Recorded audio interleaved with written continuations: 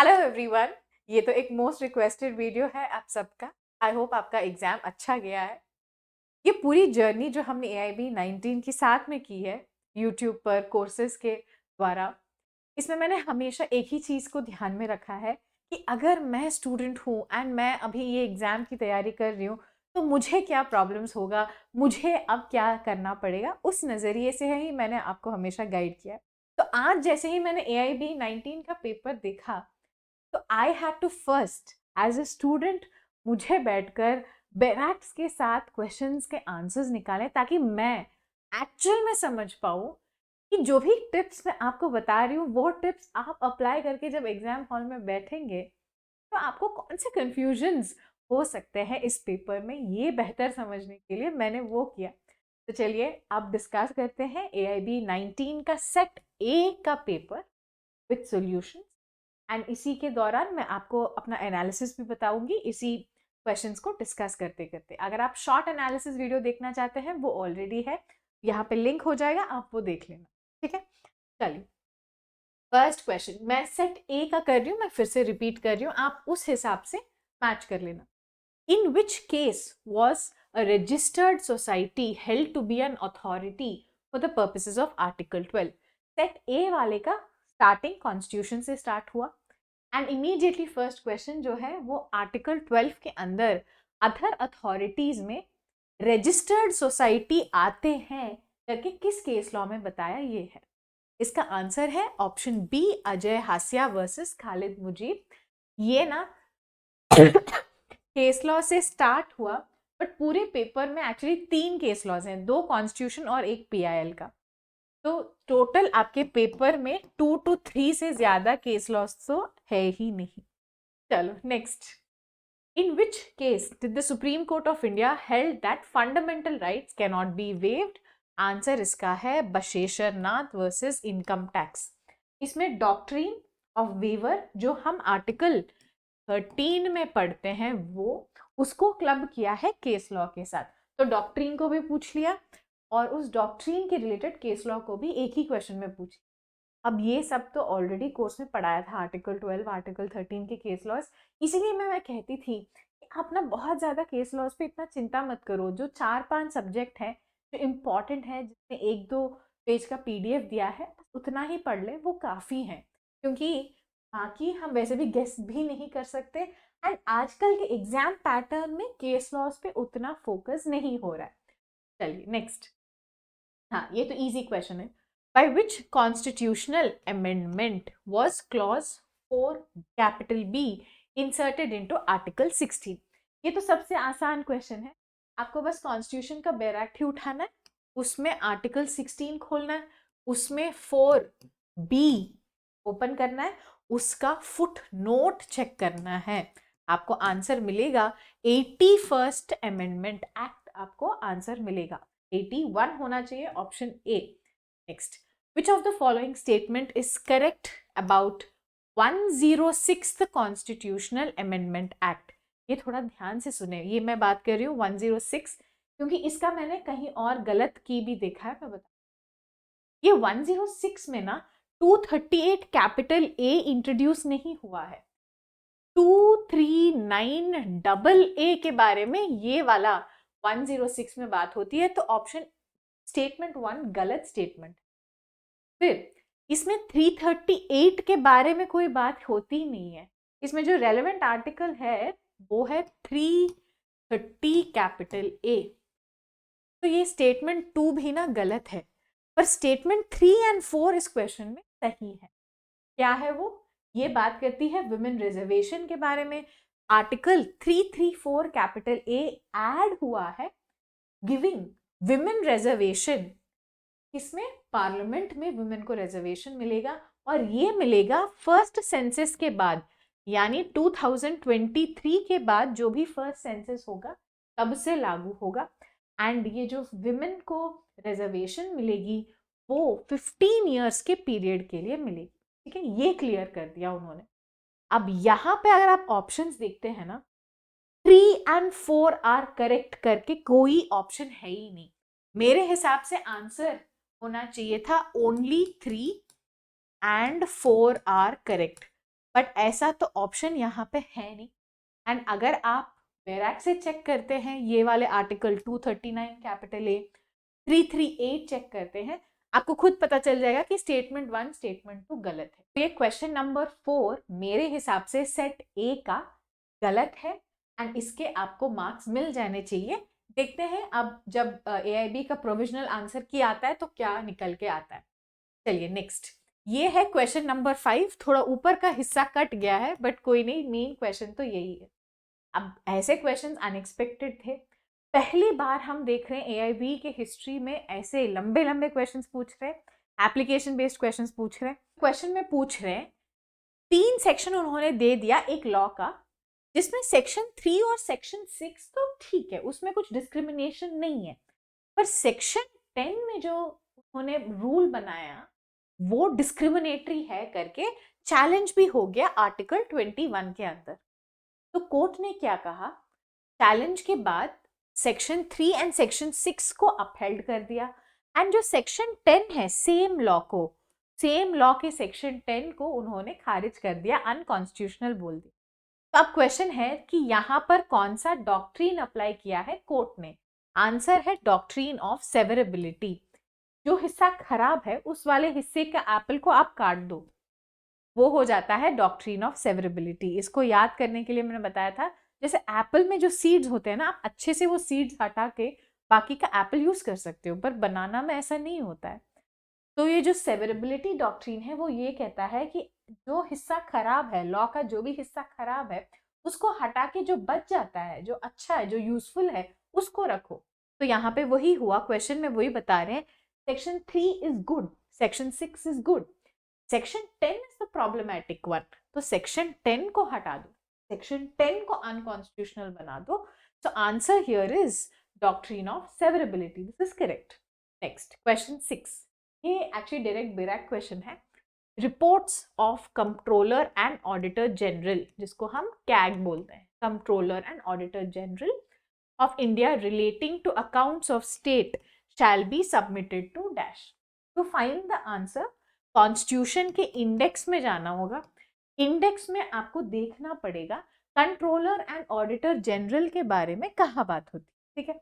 जब आप इंडेक्स में से कंट्रोलर एंड ऑडिटर जनरल का कौन सा आर्टिकल है ये देख लेंगे, कौन सा आर्टिकल है इंडेक्स से, एंड फिर आप वो वाला आर्टिकल जो कि होगा 151 आर्टिकल वो खोलेंगे, तो आंसर यहाँ पे होना चाहिए गवर्नर, क्योंकि ये रिपोर्ट्स ऑफ द स्टेट्स के बारे में बात हो रही है। Next, which of the following articles of Constitution of India declares that Supreme Court shall be a court of record? Court of record is a very very direct concept. Article 129 बैराक का आप खोलेंगे तो डायरेक्ट आपको यही answer मिल जाएगा। ये तो काफी डायरेक्ट इंडेक्स बेस्ड वाला क्वेश्चन है। Which article deals with powers, privileges and immunities of Parliament and its members? ये कोर्स में मैंने मार्क कराया था कि कुछ पता हो या ना हो, आर्टिकल 105 के बारे में पता होना चाहिए, क्योंकि इतना पता हो कि पार्लियामेंट्री प्रिविलेजेस के बारे में बात होती है। वैसे ये भी डायरेक्ट बैराक क्वेश्चन है, बैराक से आपको मिल जाएगा। Next, which constitutional amendment act inserted provisions related to GST? ये तो प्रीवियस ईयर क्वेश्चन भी है एंड GST काफी जनरल नॉलेज वाला क्वेश्चन भी है। आंसर है 101। अगर आपको नहीं पता तो भी आप ये कर सकते थे, आपको सिर्फ वही करना था, कॉन्स्टिट्यूशन के बैराक में इंडेक्स में जाके फाइनेंसेस वाला चैप्टर खोलना था। फाइनेंसर वाले चैप्टर में जहां पर GST के प्रोविजंस ऐड हुए उसका फुटनोट चेक करेंगे तो भी 101 मिलता। बट इससे बेहतर तो यही है कि आप बाय हार्ट ही कर लो 101, वो आसान होता आपके लिए। Next, who can initiate impeachment proceeding against the president? ये भी आपको सीधा सीधा बैराक से मिल जाता। कैसे? यहाँ पे आर्टिकल नहीं दिया है, पर अगेन बैराक का इंडेक्स में जाएंगे तो वर्ड्स आपको सीधा सीधा मिलेंगे। Impeachment of president, procedure for impeachment of president आपको सीधा सीधा ही मिलेगा।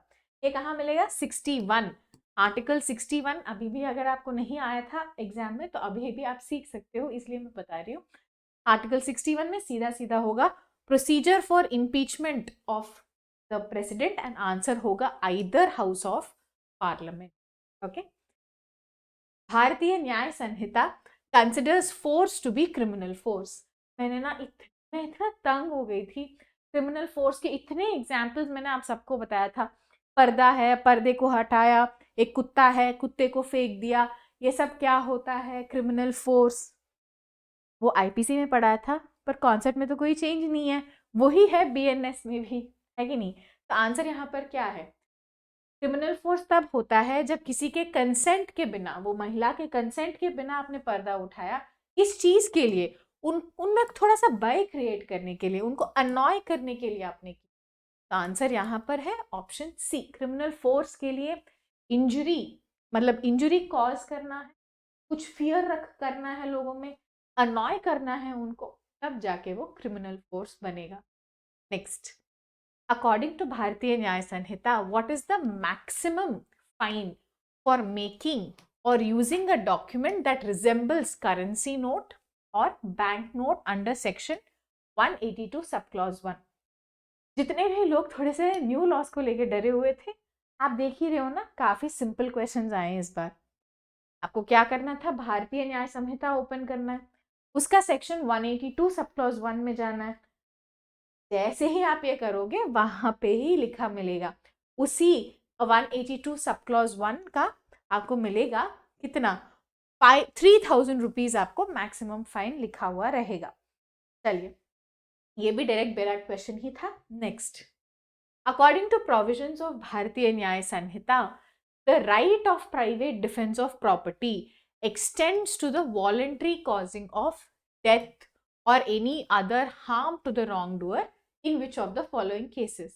ये तो वही बात हो गई, राइट टू प्राइवेट डिफेंस जब आप यूज कर रहे हो, right to private defence property बचाने के लिए जब आप यूज कर रहे हो, उस केसेस में डेथ अगर कॉज होती है तो किन किन केसेस में वो जस्टिफाइड होगा, वो ठीक होगा, ये पूछ रहे हैं।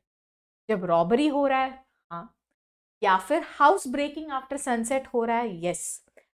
ये नहीं हो सकता, क्योंकि सिर्फ थेफ्ट या सिर्फ मिस्चिफ नहीं, सिर्फ थेफ्ट या मिस्चिफ के लिए किसी की जान नहीं ले सकते। थेफ्ट मिस्चिफ ऐसा होना चाहिए जिसमें आपकी खुद की जान को खतरा हो, तभी।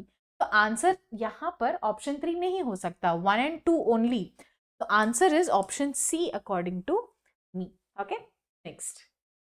हाँ, बस अब आ गए हमारे रियल क्वेश्चन। सर, इतने एप्लीकेशन बेस्ड क्वेश्चंस हैं जो सीधा सीधा इलस्ट्रेशन से नहीं किया जा सकता। Late us C, I hope आप सबका अच्छा गया। जिन्होंने भी कॉन्सेप्ट पढ़ लिया है, आई एम श्योर आपका तो अच्छा गया होगा।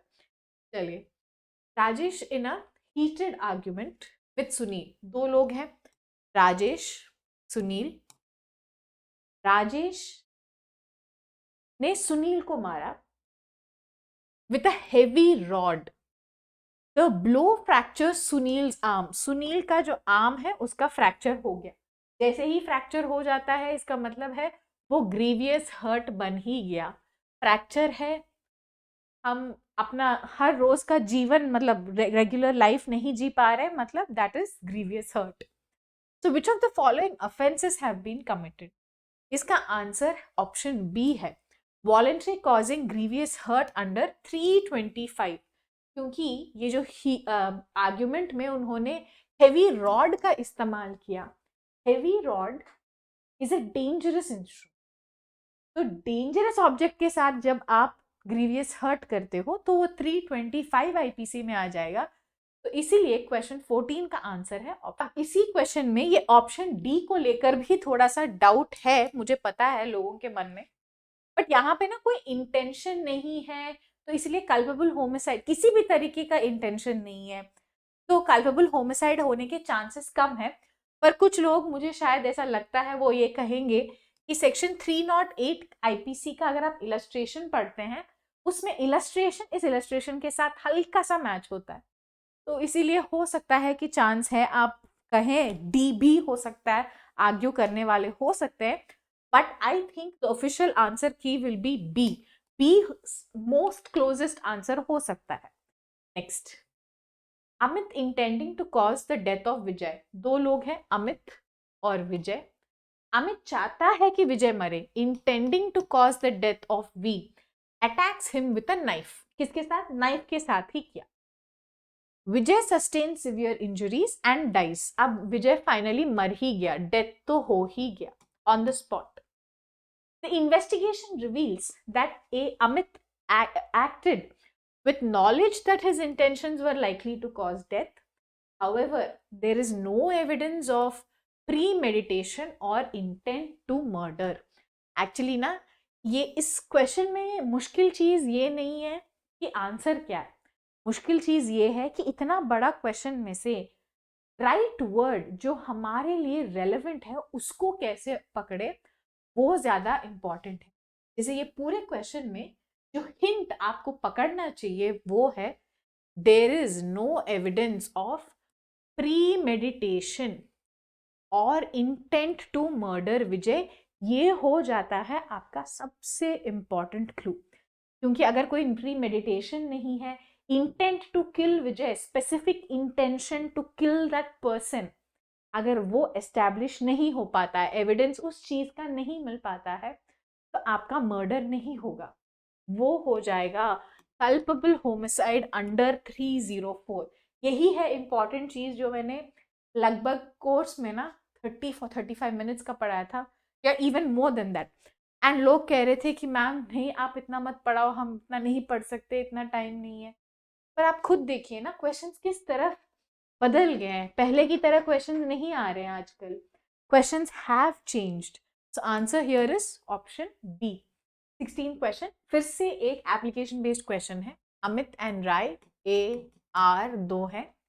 Decided to break into a house, यानी किसी अंदर में घुसने का प्लान बनाया at night with the intent of stealing valuables. Of course चोरी करने के लिए A एंड R ने एक प्लान बनाया कि किसी के घर में घुस जाते हैं, एंड उन्होंने क्रोबार, मतलब एक लंबा सा जो मेटल का रॉड होता है वो, ठीक है, तो क्रोबार यूज करके उन्होंने फोर्स ओपन किया द डोर, यानी कि डोर तो ओपन कर लिया, पर कुछ उस घर से चोरी करने से पहले जो उस घर का ओनर था विक्रम, वो अनएक्सपेक्टेडली घर आ ही गया। तो अमित एंड राय थोड़ा घबरा जाते हैं, पैनिक कर लेते हैं एंड रन अवे, भाग जाते हैं विदाउट स्टीलिंग एनीथिंग। तो थेफ्ट तो क्लियरली नहीं हुआ क्योंकि वो आए थे चोरी करने के मकसद से, पर जैसे ही ओनर बिना बताए आ गया अनएक्सपेक्टेडली, तो थेफ्ट तो नहीं हुआ। तो जब अगले दिन कंप्लेंट हुआ तो किस अफेंस के लिए अब उनको अरेस्ट किया जाएगा, ये पूछे। यहाँ पर आंसर है house trespass with intent to commit theft, क्योंकि उन्होंने क्या किया, चोरी तो नहीं किया बट हाउस ट्रेसपासिंग तो हुआ है। वो उस घर में उनको घुसने की कोई अनुमति नहीं थी, पर फिर भी वो घुस गए और अनऑथराइज्ड मैनर में घुसे हैं, तो house trespass with intent to commit theft. ठीक है, इस क्वेश्चन में भी मेरे हिसाब से कंफ्यूजन है, but I think the closest answer for this question will be B. Okay, next. ये तो क्लियर क्वेश्चन है। सेक्शन आपका 65 आएगा BNS का। अगर आप डायरेक्टली सेक्शन 65 खोलेंगे ना, आपको डायरेक्टली उसमें मिलेगा क्लॉज 1 में जब वुमेन की एज 16 से अंडर की होगी उसका पनिशमेंट होगा, एंड अगर वुमेन का एज 12 ईयर्स से कम का है एंड उनका रेप होता है, उस लड़की का रेप होता है, तो उसका पनिशमेंट आपके नीचे आई थिंक क्लॉज 3 में मिलेगा, पर सब कुछ आपको सेक्शन 65 ऑफ BNS में मिल जाएगा डायरेक्ट। तो ये तो बैरक बेस्ड क्वेश्चन है। एक्चुअली ना मुझे बड़ी खुशी होती है क्योंकि जो भी BNS, BNSS एंड BSA तीनों न्यू क्रिमिनल लॉज के क्वेश्चन मैंने बताया था, मैंने कहा था कि पक्का आएगा, मैंने मार्क कराया था ऐड करके, आप छोटा सा बैरक में लिख लो, वो सब क्वेश्चंस आए हैं। सो आई एम वेरी हैप्पी कि आपका क्रिमिनल लॉ का प्रिपरेशन एकदम आसान हो। पुराने वाले लॉ से जो भी कॉम्प्लिकेटेड क्वेश्चंस थे उतने आए नहीं, सारे, मतलब there is a good amount passing के लिए, जितना आपको पासिंग के लिए चाहिए उतने क्वेश्चंस आपको नए क्रिमिनल लॉ से डायरेक्ट वाले आए हैं। That is the good part of the paper. चलिए, स्नैचिंग तो हमें पता ही था, इतनी बार बोल दिया, रटा हुआ होना चाहिए। 304 section 304 of BNS talks about snatching. Next, consider the following statement. ये CRPC का क्वेश्चन था अरेस्ट के बारे में। पटेल एक पुलिस ऑफिसर है, मिस्टर पटेल एक पुलिस ऑफिसर है, उनको एक कंप्लेन मिलती है, इंफॉर्मेशन मिलता है कि राजू R एक रॉबरी में इन्वॉल्व है। राजू कहाँ इन्वॉल्व है? एक रॉबरी में इन्वॉल्व है, bank robbery, and has also helped to hide valuable properties in his farm. Raju के पास एक फार्म लैंड था और वहां पर पुलिस को पता चलता है कि उसने कुछ वैल्यूएबल चीजें छुपा के रखी है। अब इस इंफॉर्मेशन के आधार पर हमें डिसाइड करना है, ये किसने बताया? 2 विलेजर्स, जो वहां के 2 विलेजर्स हैं, उन्होंने पुलिस को कंप्लेन किया। इस इंफॉर्मेशन के आधार पर हमें अब डिसाइड करना है अरेस्ट के बारे में। Police officer mister Patel may arrest Raju without warrant. Warrant के बिना राजू को कब अरेस्ट कर? देखिए, ऑप्शन ए आपको पढ़ते ही समझ में आ जाना चाहिए कि गलत है, क्योंकि if he commits non cognizable offence, अरे नॉन कॉग्निजेबल ऑफेंस तो पुलिस के पास अरेस्ट ऐसे विदाउट वारंट का पावर ही नहीं होता है। तो ऑप्शन ए तो आपको इमीडिएटली पता चल जाना चाहिए कि गलत है। Next, since the reasonable complaint against Raju has been received and there is a strong suspicion, ये वर्ड ना आपके लिए हिंट बन जाएगा। आंसर है ऑप्शन 2, ऑप्शन बी यहाँ पे आंसर रहना चाहिए, बट उन्होंने ऐसा सीधा नहीं पूछा, उसका फिर से ऐसे बनाया, तो आंसर यहाँ पे होना चाहिए ऑप्शन बी। आप समझ रहे हो? इस बार ना ऐसे टाइप के क्वेश्चन ज्यादा आए। पहले क्या किया, उसी क्वेश्चन में पहले उन्होंने केस के फैक्ट समझाए, फिर उन्होंने उसी क्वेश्चन का स्टेटमेंट बताया। अब इस स्टेटमेंट में आपको पता करना है क्या सही है क्या गलत है। अब देखिए, Raju can be arrested only if he tries to escape, ये गलत है। अगर आपके पास सेक्शन 41 ऑफ सीआरपीसी के अंदर रीजनेबल सस्पिशन ऑलरेडी है तो वो काफी है अरेस्ट करने के लिए। And robbery of a bank जो है वो तो सफिशिएंटली कॉग्निजेबल ऑफेंस है, ऐसा भी नहीं कोई प्राइवेट ऑफेंस है, नॉन कॉग्निजेबल ऑफेंस है। तो आपका सिर्फ option 2 is sufficient to arrest, बाकी तो कुछ चाहिए नहीं। और ये इंड्यूसमेंट थ्रेट वगैरह तो यहाँ पे अप्लाई ही नहीं होता। तो आंसर यहाँ पर सीधा सीधा होना चाहिए only statement 2 is correct. Only statement 2 is correct का ऑप्शन आपको पेपर में डी में मिलेगा। यानी एक क्वेश्चन सॉल्व करने के लिए 3 स्टेप्स में आपको सोचकर सॉल्व करना है। BNSS introduced the provision for registration of FIR relating to commission of cognizable offense irrespective of area। ये तो हमने पढ़ ही लिया। मैंने फुल कोर्स में पढ़ाया था, कोर कोर्स में भी ये पॉइंट कवर्ड है। ये लास्ट के जो 299 वाला कोर्स है इंपॉर्टेंट क्वेश्चंस कोर्स, उसमें भी कवर्ड है। आंसर है 0 FIR, यानी कोई भी सीमाएं नहीं है, कोई भी बाउंड्रीज नहीं है, टेरिटोरियल बाउंड्रीज नहीं है for 0 FIR। BNSS mandates a forensic team जाना चाहिए to visit the crime scenes to collect the evidence for offenses punishable with imprisonment for at least 7 years। अगर 7 years से ज्यादा का कोई भी ऑफेंस होता है, मिनिमम 7 years या ज्यादा, तो कोई भी ऑफेंस आपको पता चलता है कि हुआ है, तो क्राइम सीन में जाने से पहले पुलिस को साथ साथ फोरेंसिक टीम को भी लेके जाना है ताकि फोरेंसिक एविडेंस फटाफट कलेक्ट हो। ऐसा नहीं है कि आज पता चला कुछ मर्डर हुआ है, 5 दिन बाद जब पूरा सैंपल वहां का गड़बड़ हो गया तब जाके फोरेंसिक वाले सैंपल करेक्ट कर रहे, ऐसा नहीं होना चाहिए। इसीलिए एक नया प्रोविजन बनाया, 7 साल के ऊपर के ऑफेंसेस के लिए अप्लाई होता है। Next, which section of BNSS allows trials in absentia of proclaimed offenders? ये सब हमारे न्यूली एडेड सेक्शंस थे जो हमने ऑलरेडी मार्क करके गए बेयर एक्ट में। आंसर है इसका 356।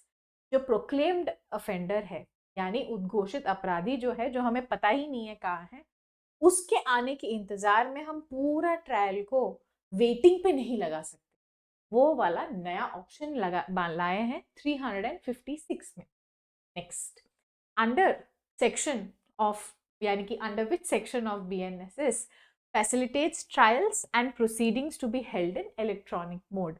ये इलेक्ट्रॉनिक मोड में पूरा ट्रायल चलाने का सिस्टम CRPC में नहीं था, अब ला दिए हैं 531 में, ये भी न्यूली एडेड है। 530 which is newly added। Which section of BNSS repeals CRPC CRPC is repealed करके कहाँ लिखा है? 531। इसका आंसर है 530। 530 में ट्रायल के बारे में बात करते हैं, trial in electronic mode, and 531 में कहते हैं कि अब से BNSS ही लागू होगा, CRPC लागू नहीं होगा। हाँ, ये भी मैंने बताया, मैंने बताया था विक्टिम कॉम्पेंसेशन स्कीम के बारे में क्वेश्चन आ सकता है, विटनेस प्रोटेक्शन स्कीम के बारे में भी क्वेश्चन आ सकता है। इस बार विटनेस प्रोटेक्शन स्कीम के बारे में क्वेश्चन आया, एंड ये भी काफी डायरेक्ट क्वेश्चन है, आपको बस BNSS, अच्छा इसमें वो मिसिंग है, इसमें एक हिंट मिसिंग है कि यहाँ पर बैरक्ट BNSS में ढूंढना है, ये वाला उन्होंने क्वेश्चन में नहीं दिया। जैसे ऊपर वाले सब में ये दिया है तो शायद सब लोगों ने कर लिया। अब आई डोंट नो सब लोग ये वाले क्वेश्चन कर पाए हैं कि नहीं, क्योंकि इसमें से हमें हिंट ढूंढना था।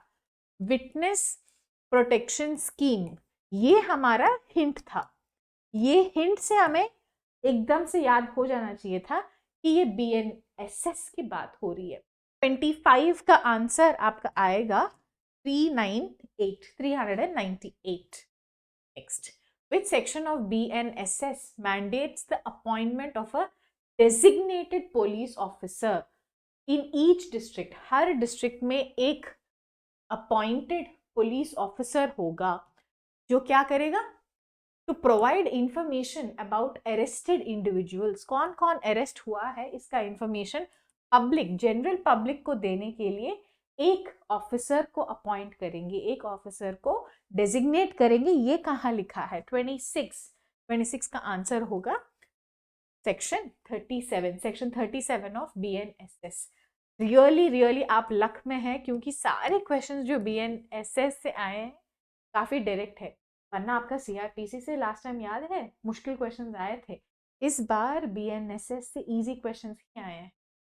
नेक्स्ट, ये भी काफी सिंपल है, ये भी नया वाला बना था। This is also newly added section for identifying, attaching, forfeiting property of proclaimed offenders located outside India. ये भी फिर डायरेक्ट बैरक्ट से आप उठा के कर सकते हो क्वेश्चन।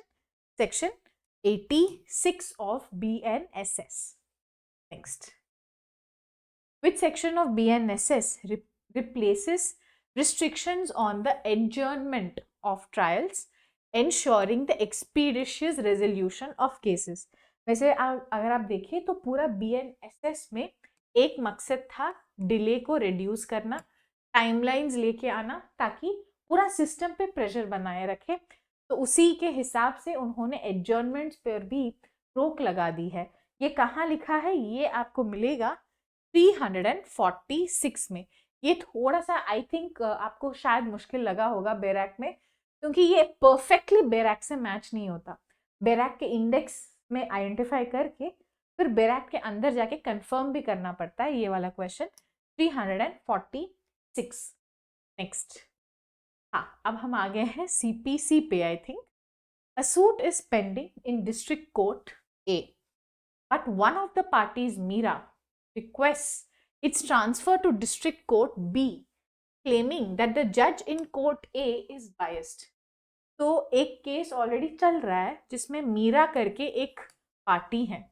मीरा चाहती है कि केस A कोर्ट से B कोर्ट में ट्रांसफर हो जाए, क्योंकि उनको लगता है कि वो जज जो ऑलरेडी है वो बायस्ड है। तो ऐसे सिचुएशन में रवि जो उनका ऑपोजिट पार्टी है, ये तो मीरा चाहती हैं पर रवि नहीं चाहते, मीरा वर्सेस रवि के केस में रवि नहीं चाहते कि केस ट्रांसफर हो।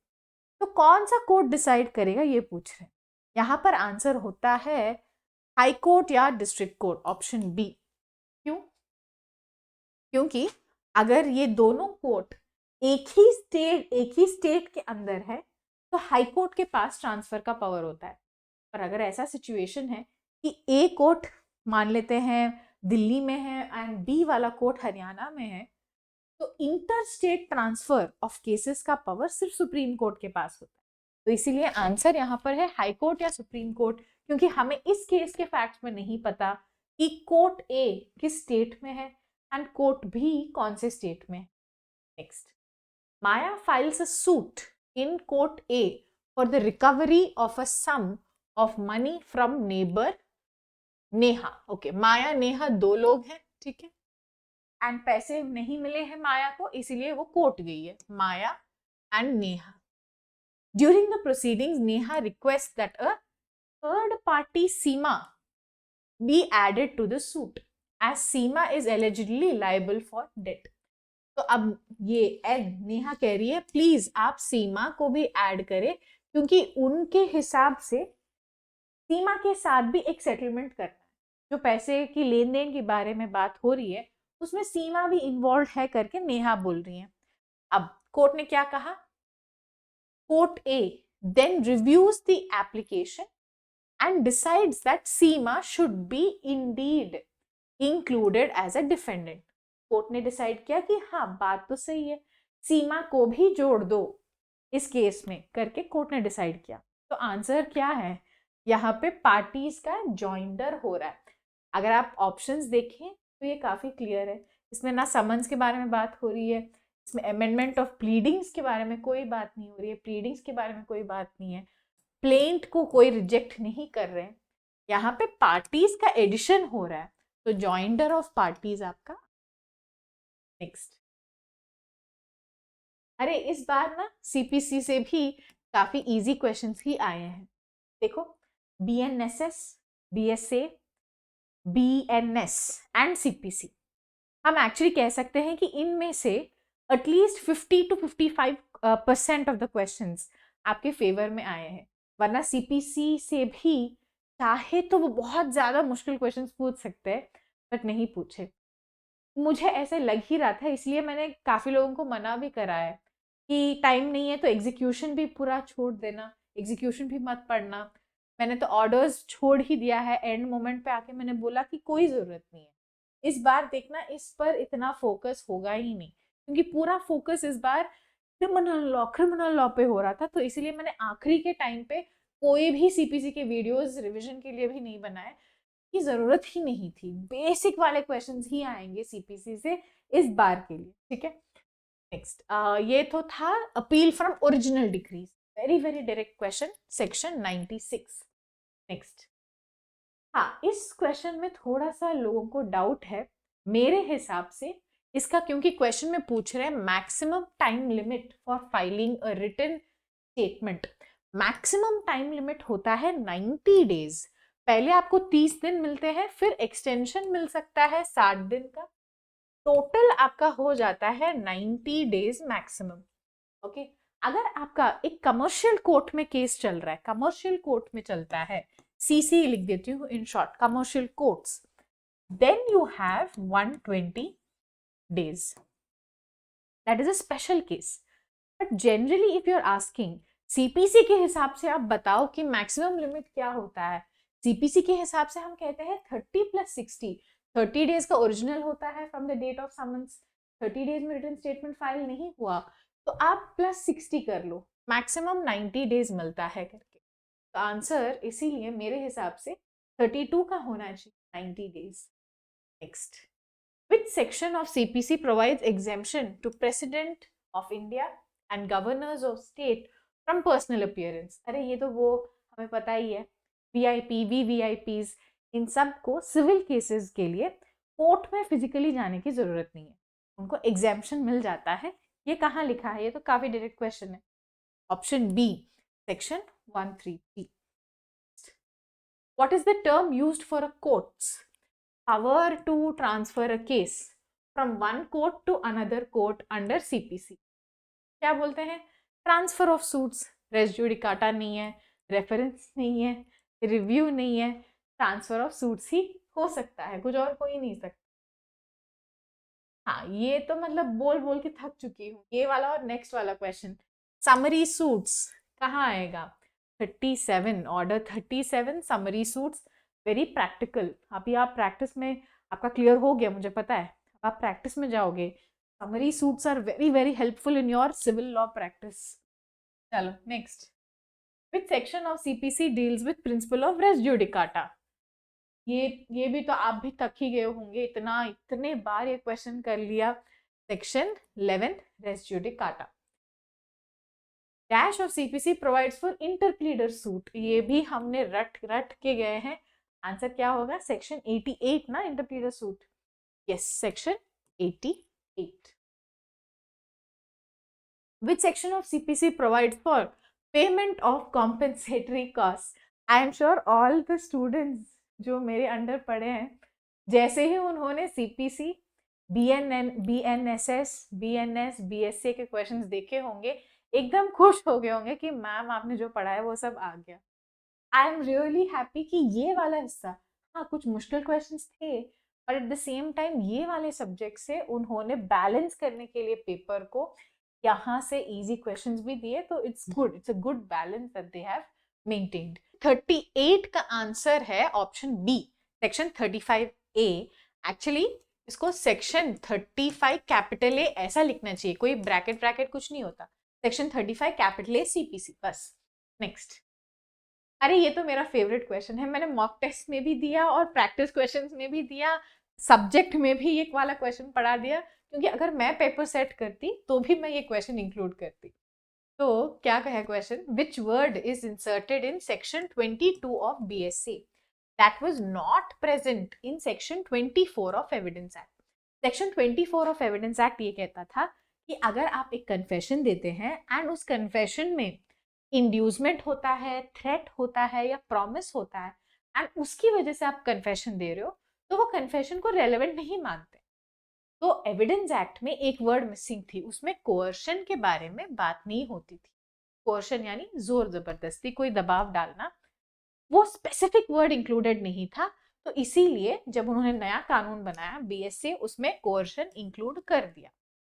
Next, existence of course of business when relevant is discussed in, ये काफी डायरेक्ट क्वेश्चंस है, ये कहीं पर भी पूछ ले, यानी एविडेंस एक्ट से पूछ ले या BSc से पूछ ले, प्रोसीजर सेम है, कॉन्सेप्ट सेम है, आपको बस डायरेक्ट से ही करना था। आई एम श्योर आपने कर भी लिया होगा, section 14 BSc। Next, in a criminal trial Rajesh is accused of theft, एक क्रिमिनल ट्रायल चल रही थी जिसमें राजेश को अक्यूज किया गया था, या राजेश को अपराधी मान रहे हैं, अक्यूज्ड फॉर थेफ्ट, यानी थेफ्ट के मामले के लिए अपराधी मान। ड्यूरिंग इन्वेस्टिगेशन पुलिस को मिलता है एक stolen laptop from a location known to be frequented by Rajesh, एक ऐसे एरिया से पुलिस को एक लैपटॉप मिली, एंड वो लैपटॉप ऐसी वाली है जहां पर फिंगरप्रिंट्स हैं, किनका? ये फिंगरप्रिंट्स मिले हैं राजेश का, उस लैपटॉप पे फिंगरप्रिंट्स मिल गए। तो अब वो पूछ रहे हैं इस ये जो चीज मिली है, ये जो एविडेंस कोर्ट को मिली है, उसको इंटरप्रेट कैसे किया जाए, ये पूछ रहे हैं।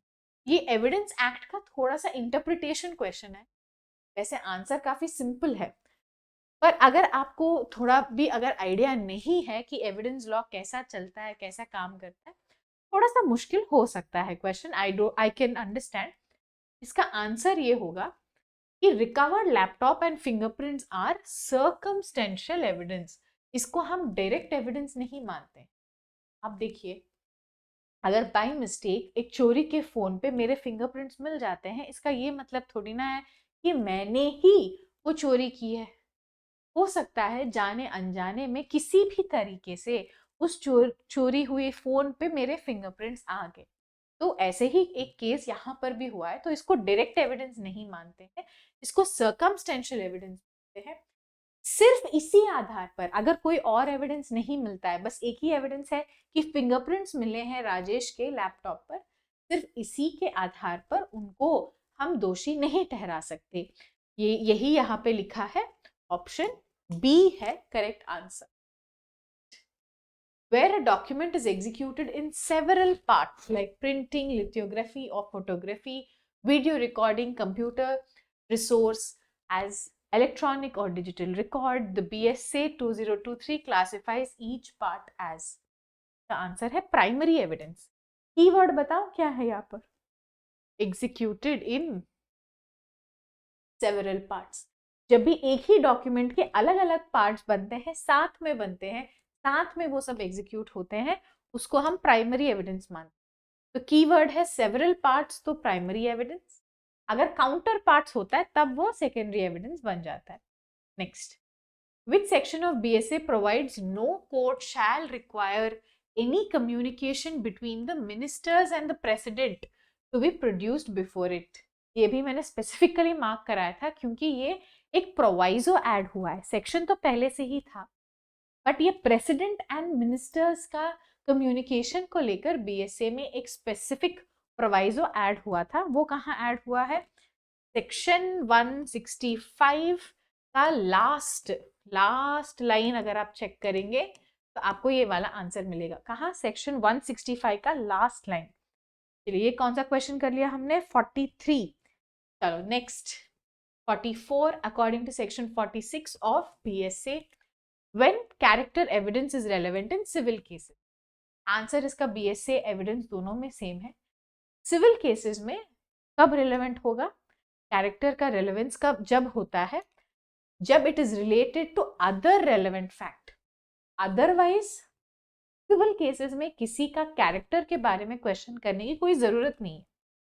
बट नेवर रेलेवेंट हम ये नहीं लिख सकते, क्योंकि जैसे मेंटेनेंस के इश्यूज हो गए या फिर डैमेजेस डिसाइड करने का इश्यू आता है, तो तब उस केसेस में हमें सिविल केस में भी एक पर्सन के कैरेक्टर एंड बिहेवियर के बारे में बात करना जरूरी हो जाता है।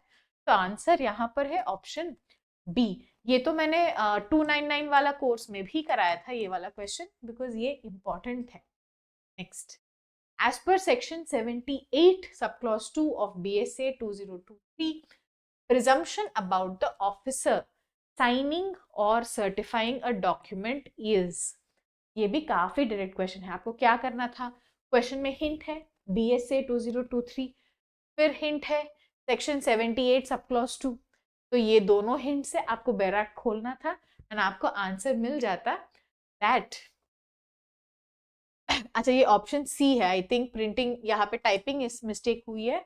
ऑप्शन सी है आंसर 45 का। Officer held the official character claimed when signing और certifying the document. It is a presumption. एक प्रिजम्पशन बन जाती है कि जो ऑफिसर वो डॉक्यूमेंट साइन कर रहे, वो उनके पास उस टाइम पे जब वो साइन कर रहे के पास रेलेवेंट अथॉरिटी थी, ये हम मान लेते हैं, प्रिज्यूम कर लेते हैं कोर्ट। तो वही है ऑप्शन सी। यहाँ पे प्रिंटिंग मिस्टेक हुआ था मेरे स्लाइड पे, पर ये ऑप्शन सी है 45 answer. Under section 146 of BSA 2023, when the leading questions are permissible in court proceedings। ये भी मैंने डिस्कस किया था, लास्ट मोमेंट वाले कोर्स में भी डिस्कस किया। लीडिंग क्वेश्चंस क्या होते हैं? आज आपने क्या खाया नाश्ते में, लीडिंग क्वेश्चन नहीं होता है। क्या आपने पराठे खाए हैं, ये लीडिंग क्वेश्चन होता है। लीडिंग क्वेश्चन सिर्फ क्रॉस एग्जामिनेशन में पूछे जा सकते हैं, या फिर कब पूछे जा सकते हैं? इंट्रोडक्टरी मैटर्स के लिए, जिसमें कोई ज्यादा आपका नाम क्या है, ऐसे वाले क्वेश्चंस के लिए जिसमें कोई डिस्प्यूट नहीं होता है, तब पूछ सकते हैं। तो ऑप्शन यहाँ पर है option D, permitted during cross examination and when matters are introductory या undisputed तब। next, which of the following is a characteristic of mediation? ADR वाले क्वेश्चंस भी पूछे गए हैं इस बार भी। मीडिएशन का कैरेक्टरिस्टिक क्या होता है? मीडिएटर कोई बाइंडिंग डिसीजन नहीं देता है, तो ऑप्शन ए गलत है। It involves a neutral third party who facilitates negotiation between the parties, ये सही है। मीडिएटर एक न्यूट्रल थर्ड पार्टी होता है जो आप लोगों को, जो भी लोग झगड़े में हैं, उनको बिठाकर बस समझाने का ड्यूटी होता है। ये एज अ जज काम नहीं करता। एंड मीडिएशन जरूरी नहीं है कि हमेशा कोर्ट की तरफ से ही आपको रेफर किया जाए। आप खुद भी चाहते हो तो मीडिएशन में खुद से भी जा सकते हैं, तो ये भी गलत है। तो आंसर है ऑप्शन बी। नेक्स्ट, हाँ, ये काफी इंपॉर्टेंट क्वेश्चन है। एक्चुअली काफी सिंपल है, बट उन्होंने बहुत ब्यूटिफुली पूछा, क्योंकि उन्होंने एक रियल लाइफ सिचुएशन को आपके सामने रख के पूछा। इंस्टेड ऑफ जस्ट आस्किंग अच्छा बुक से ये बताओ वो बताओ, उन्होंने क्या किया। यही है, ऐसे टाइप ऑफ क्वेश्चंस मुझे बड़े अच्छे लगे, पढ़ते ही मुझे बहुत अच्छा लगा। क्योंकि रियल लाइफ में अगर आप आर्बिट्रेशन का किसी भी सीनियर के पास जाके देखते हैं, उनके पास ऐसे डिस्प्यूट पक्का आए होंगे, I am very sure. And इस बार बार काउंसिल वालों ने ऐसे रियल लाइफ सिनेरियोस को क्वेश्चंस की तरह बना के पूछा है, which is a very very good thing. अभी के लिए शायद आपको थोड़ा मुश्किल लगे, but in practice you will realise ये कितना अच्छा किया है उन लोगों ने।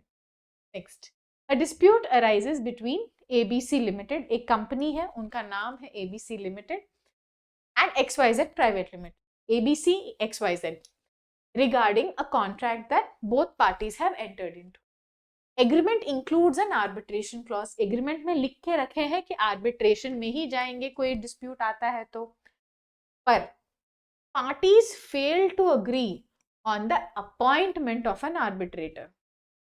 Arbitration में तो जाना है, पर किसको लगाएं एज एन आर्बिट्रेटर, इस बात पर दोनों ही कंपनी सहमति नहीं दे पा रहे। तो क्या करेंगे ऐसे सिचुएशन में? हम तब कोर्ट के पास जाते हैं, हम कहते हैं हमसे ना अपॉइंटमेंट हो ही नहीं रहा है, पर हमें आर्बिट्रेशन के लिए ही जाना है, हमारे एग्रीमेंट में लिखा है, तो आप हेल्प कीजिए। तब court will appoint an arbitrator under section 11 if the parties fail to agree on one. अगर पार्टीज एक सहमति पे नहीं आ पा रहे तो हमारे पास है ना कोर्ट, कोर्ट की सहायता लेंगे। चलिए, दैट इज 48, 49, आधा पेपर तो कर ही लिए हमने। 49, which of the following is not an advantage of using ADR? ADR का एडवांटेज क्या नहीं होता है? It is generally faster than litigation. Yes, litigation से तो थोड़ा फास्ट ही होता ही है। litigation में मान लो 6-7 साल लग जाते हैं, तो ADR में तो 1-2 साल में निपटाने का ऑप्शन तो रहता है। It offers more confidentiality. ये भी सही है, क्योंकि ट्रेडिशनल कोर्ट के सिस्टम में ना सब कुछ खुला खुला होता है। अगर आपके पास बहुत सारा सीक्रेटिव इंफॉर्मेशन है, उसको छुपा के रखने के लिए इंपॉर्टेंट है कि आप ADR का इस्तेमाल करें। It always result in a binding decision, ये गलत है। सारे ADR का ऑप्शंस एक साथ काम नहीं करते। जैसे फॉर एग्जाम्पल ये वाला गलत है, ठीक है? क्यों? जैसे कंसीलिएशन अलग चलता है सिस्टम, मीडिएशन का सिस्टम अलग चलता है, आर्बिट्रेशन अलग चलता है। जैसे आर्बिट्रेशन में तो बाइंडिंग डिसीजन होता है, मीडिएशन में कोई बाइंडिंग डिसीजन नहीं होता है। तो ये आंसर गलत है, एंड हमें तो गलत आंसर फाइंड आउट करना है, तो हमें क्वेश्चन में टिक मार्क करना है ऑप्शन सी। नेक्स्ट, हाँ ये भी इंपॉर्टेंट था।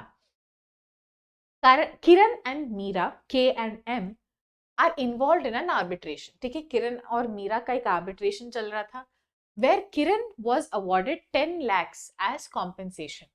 किरण को फाइनली कितने पैसे मिले? 10 lakhs मिले।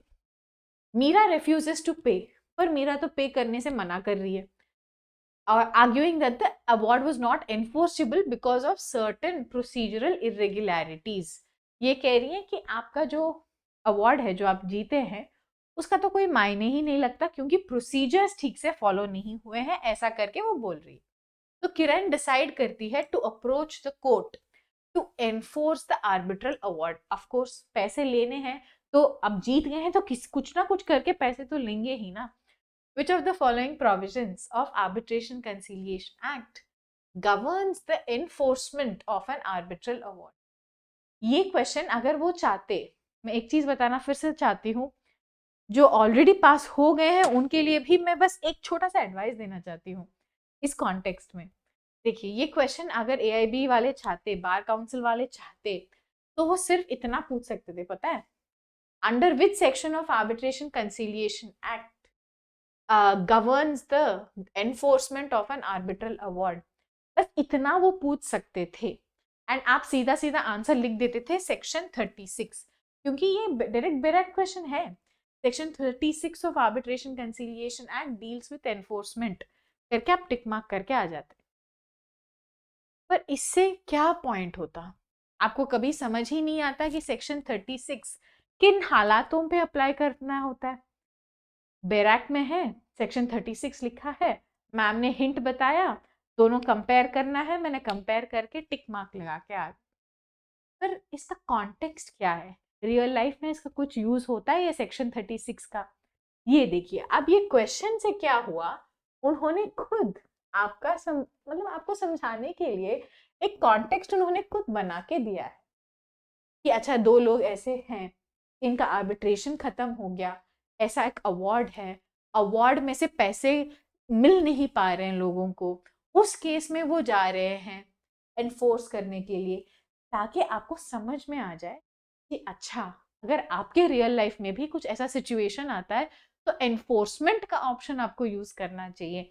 Enforcement under section 36 of the act आपको यूज करना चाहिए करके आपको पता चलेगा। इसीलिए I really appreciate these type of questions जो इस बार पूछे गए हैं। चलो, हाँ, Hindu marriage act which section discusses with regard to sapinda relationships? sapinda relationships 3F1-2 में होता है और इसका explanation full blood half blood का एक्सप्लेनेशन आपको 3G में भी मिलता है। एंड सेक्शन 5 का sub clause 5, section 5 of Hindu marriage act का सब क्लॉज 5 में भी सपिंडा रिलेशनशिप के बारे में बात होती है। तो option D is your correct answer. Next, under section 15 of Hindu Marriage Act, the divorced person to marry again. ये क्वेश्चन में थोड़ा सा कंफ्यूजन है, मैं बताती हूँ। जनरली हम यही कहते हैं कि डिवोर्स के बाद राइट टू अपील होता है। जब आपका अपील फाइल करने का टाइम भी खत्म हो जाता है तब जाके आप रीमैरिज करके। पर ये जो ऑप्शंस है ना, इसमें कहीं पर भी अपील का कोई बात नहीं हो रहा है, जबकि अगर आप बैराक में चेक करते हैं तो सेक्शन 15 में वो यही कहते हैं कि हाँ, ऑर्डर हो गया डिवोर्स, उसके बाद राइट ऑफ अपील होगा। अगर अपील फाइल नहीं होता है तो तब आप शादी कर सकते हो। तो यहाँ पे हो सकता है ऑप्शन सी राइट हो या डी राइट हो सकता है। अब वो की पे डिपेंड करेगा कि वो अपील का कंसिडरेशन ले रहे हैं या नहीं ले रहे हैं, क्योंकि लीव ऑफ द कोर्ट तो ऑफकोर्स नहीं चाहिए। अगर अपील नहीं हो रहा है तो इमीडिएटली भी आप शादी कर सकते हो। तो इस क्वेश्चन के लिए सी या डी में हल्का सा कंफ्यूजन है, देखना पड़ेगा एआईबी वाले क्या कहते हैं। चलो, Aarti and Rajesh have been married for 5 years। Aarti Rajesh की शादी हुई है 5 साल। Over time Aarti has been subjected to cruelty. Aarti को डोमेस्टिक वायलेंस, क्रूएलिटी ये सब हुआ है, and which has led to emotional mental distress. Aarti decides to file for divorce. Aarti अब लेना चाहती है divorce on ground of cruelty under section 13(1)(1)(a) of the Hindu Marriage Act 1955. Which of the following statements is true? True statement हमें पता करना है। Aarti can only seek divorce on the grounds of adultery. नहीं, इसमें तो adultery की क्या ही बात है, यहाँ पे तो क्रूएलिटी की बात हो रही है। Can seek grounds on can seek divorce on grounds of cruelty as long as she can prove mental और physical cruelty। ये सही है। अगर आप प्रूव कर पा रहे हो एज अ लेडी कि आपके साथ मेंटल एंड फिजिकल या मेंटल और physical any one type of cruelty आपके साथ हुआ है तो आपको डिवोर्स मिल सकता है। तो 53 का क्वेश्चन का आंसर तो बी है। हाँ, दिस इज लिटिल अनएक्सपेक्टेड, ये बिट ऑफ अनएक्सपेक्टेड क्वेश्चन में आएगा। बाकी हिंदू लॉ के क्वेश्चंस ऊपर वाले तो एक्सपेक्टेड थे, ये अनएक्सपेक्टेड। जहां पर दया भागा स्कूल ऑफ लॉ साइलेंट होता है, हम मिताक्षरा स्कूल पे रिलाई करते हैं। तो आंसर मेरे हिसाब से ऑप्शन डी मिताक्षरा होना चाहिए। ये Dayabhaga and Mitakshara are two parallel schools under Hindu law. ये थोड़ा अनएक्सपेक्टेड था। ये भी अनएक्सपेक्टेड था ये क्वेश्चन, क्योंकि गार्डियंस एंड वार्ड्स एक्ट वैसे तो हमारे सिलेबस में नहीं है, कभी क्वेश्चन नहीं आया इस बात को लेकर, पर चलो इस बार आ गया। इसमें पूछ रहे निशा आकाश कपल है। अब निशा और आकाश सेपरेट हो गए, उनके बच्चे हैं। उनका एक बच्चा है आरव, वो एक माइनर बच्चा है। Nisha has been the primary caregiver, क्योंकि मदर थी तो ये आरव अपने मम्मी के साथ रहता था, निशा के साथ। While Akash claims that he can provide better financial stability. अब आकाश ये कह रहे कि बच्चा मेरे साथ रहे क्योंकि मैं उनको बेटर फाइनेंशियल स्टेबिलिटी प्रोवाइड कर सकती करके पापा कह रहे। They both approach the court under Guardians and Wards Act. Which of the following factors will the court primarily consider in determining the custody of Arav? अब ये बच्चा आरव किसके पास जाएगा, मदर या फादर के पास?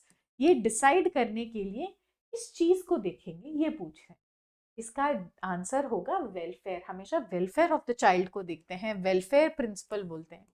फाइनेंशियल स्टेबिलिटी को कंसिडर करते हैं एक हद तक, बट जब दोनों ही पेरेंट्स प्रोवाइड कर पा रहे तो ज्यादा इंटरेस्ट वेलफेयर पे होता है ना कि फाइनेंसेस पर। तो आंसर यहाँ पर है सी। ये भी मेरे हिसाब से थोड़ा अनएक्सपेक्टेड क्वेश्चन ही था। Match the following. ये अनएक्सपेक्टेड था, बट क्वेश्चन का जो ऑप्शंस है ना उसने इस चीज को आसान कर दिया। बाकी आपको कुछ पता हो या ना हो, शाह बानो शायरा बानो, ये तो आपको पता है ना केसेस। यहाँ पे क्या दिया है, यहाँ पे दिया है शायरा बानो। शायरा बानो यानी लंबा नाम है, ट्रिपल तलाक का केस है, तो E5 से मैच होना चाहिए, ऐसा आपके पास यहाँ पर एक ही ऑप्शन दिया है, इसीलिए ये वाला क्वेश्चन आसान हुआ, वरना ये वाला क्वेश्चन सबका गलत होता। आसान इसीलिए हुआ क्योंकि E5 के साथ मैच होते हुए एक ही ऑप्शन। हाँ, इस क्वेश्चन में भी मेरे हिसाब से थोड़ा सा कंफ्यूजन है, इस क्वेश्चन में भी डाउट आने का चांस है। Fatima a Muslim women has been divorced by her husband, ठीक है, इमरान ने तलाक दे दिया है फातिमा को। Fatima is now seeking maintenance from Imran for herself and her 2 minor children. Fatima अब चाहती हैं कि वो अपने हस्बैंड से मेंटेनेंस ले, खुद के लिए एंड उनके 2 माइनर बच्चे के लिए। Imran argues under Imran argues that Fatima has remarried and therefore is not entitled to maintenance. वो कहते हैं कि फातिमा ने तो शादी कर लिया है, तो हम क्यों मेंटेनेंस दे। देखिए आंसर यहाँ पर ना, वैसे देखा जाए तो इद्दत पीरियड तक, यानी 3 महीने के पीरियड तक एक औरत को मेंटेनेंस मिलना चाहिए अपने डिवोर्स्ड हस्बैंड से, ये कहता है मुस्लिम। पर अगर उसकी शादी हो जाती है, रीमैरिज हो जाता है, तो कोई राइट नहीं होता है, क्या कहते हैं, मेंटेनेंस का कोई राइट नहीं होता। अब इस क्वेश्चन में ना थोड़ा सा ये बात क्लियर नहीं है कि फातिमा की शादी कब हुई है, रीमैरिज हुई है, यानी इद्दत पीरियड कंप्लीट हो गया है क्या, इद्दत पीरियड का जो 3 महीने हैं वो महीने कंप्लीट हो गए हैं क्या, ये मेंटेनेंस इद्दत पीरियड का मेंटेनेंस मांग रही है या इद्दत पीरियड के बाद का मेंटेनेंस मांग रही है, ये वाले क्वेश्चंस पे क्लैरिटी नहीं है। तो मेरे हिसाब से ना ये 57 के लिए ऑप्शन डिसाइड करने से पहले प्रोविजनल की देख लेते हैं, AIB वाले क्या सोच रहे हैं करते हैं। अभी के लिए आप ऑप्शन ए मान सकते हैं, ए हो सकता है, सी हो सकता है, काफी चीजें अनक्लियर है। Next, remedy of restitution of conjugal rights, ये expected very direct question, section 9 of Hindu marriage, in which case a prison inmate sent a letter. एक प्रिजन में जो रहते हैं इनमेट, उन्होंने एक लेटर सेंड किया था सुप्रीम कोर्ट के जजेस को, ये समझाते हुए कि प्रिजन के अंदर प्रिजनर्स को किस तरह टॉर्चर किया जा रहा है, एंड इस चीज को उन्होंने एक पब्लिक इंटरेस्ट लिटिगेशन में कन्वर्ट किया। ये कौन सा केस मैं बताया था, PIL में जितना भी क्रिमिनल लॉ के केसेस है उसका आंसर है सुनील बात्रा, सुनील बात्रा वर्सेस दिल्ली एडमिनिस्ट्रेशन। देखिए फर्स्ट क्वेश्चन 1, क्वेश्चन 2 दो केस लॉ, क्वेश्चन नंबर 59 में एक केस, 3 ही केस लॉ है पूरे पेपर। हाँ, ये थोड़ा सा फालतू में लंबा क्वेश्चन दे दिया, पर आंसर एक्चुअली सिंपल है। ये आर्टिकल 21 के अंदर ही right against exploitation, right against free labour, ये सब लिखा हुआ है। बट एक बार मतलब फालतू में आपसे थोड़ा सा ज्यादा रीड कराने के लिए उन्होंने ये सब दिया है। आंसर इसका आएगा सेक्शन ऑप्शन सी, जहां पर आर्टिकल 21 के बारे में बात हो रहा है। Okay, next section question 61, in PIL cases court place a passive role. अरे नहीं, बिल्कुल भी नहीं, PIL केसेस तो एक्टिव रोल प्ले करता है, एक्टिविज्म बोलते हैं इसको, क्या बोलते हैं, एक्टिविज्म। तो पैसिव रोल तो बिल्कुल नहीं होता, उसका उल्टा होता है। PIL is primarily focused on individual disputes. AB बिल्कुल गलत है, तो both the statements are false. Assertion reason के क्वेश्चन पहली बार देख रहे हैं। Concept of locus standi is relaxed in PIL cases, ये ट्रू है, ये सच बात है, क्योंकि स्ट्रिक्ट रूल्स अप्लाई नहीं होते हैं यहाँ पर। अगर जो एक्चुअल प्रॉब्लम में है वो लोग कोर्ट नहीं आ सकते, तो कोई और आ सकता है कोर्ट PIL के केसेस उनके बिहाफ पर। तो ये रीजन भी जो है वो ट्रू है, तो असर्शन भी ट्रू है, रीजन भी ट्रू है इस केस में। तो आंसर है option A, both the above are true and R is the correct explanation. ये यहाँ पर आंसर ए है। Which of the which of the following best defines delegated legislation? Delegated legislation को क्वाज़ी लेजिस्लेशन भी बोलते हैं, क्योंकि ये लेजिस्लेशन पार्लियामेंट नहीं बनाते, ये लेजिस्लेशन एडमिनिस्ट्रेटिव अथॉरिटी बनाते हैं पार्लियामेंट के पावर के हिसाब से। पार्लियामेंट जो चीजें पे वो खुद कानून नहीं बनाते, वो पावर नीचे डेलीगेट कर देते हैं किनको? जो एडमिनिस्ट्रेटिव लेवल पे काम कर रहे हैं, जिनको ग्राउंड रूट रियलिटी के बारे में पता है, उनको सौंप देते हैं कि अच्छा आप बनाओ, आप रूल्स बनाओ, क्योंकि आपको पता है इसका इम्प्लीमेंटेशन के बारे में। वो होता है delegated legislation. Option C is the correct answer. Next. अच्छा, ये क्वेश्चन भी मेरे हिसाब से डिलीट हो जाना चाहिए। आई हैव सीन कहीं कहीं आंसर ऑप्शन सी बोल रहे हैं जलान ट्रेडिंग, बट मेरे हिसाब से Jalan trading is also disputed, क्योंकि जलान ट्रेडिंग तो काफी पुराना केस है, 1973 का केस है, ये एडमिन लॉ का केस है, बट इस कॉन्टेक्स्ट में जो उन्होंने यहाँ पे समझाया कितना फिटिंग है मुझे नहीं पता। आंसर मेरे हिसाब से तो डी होना चाहिए, none of these, but let us see. इसका भी फाइनल की अवेटेड है 64 सेट ए का। Okay.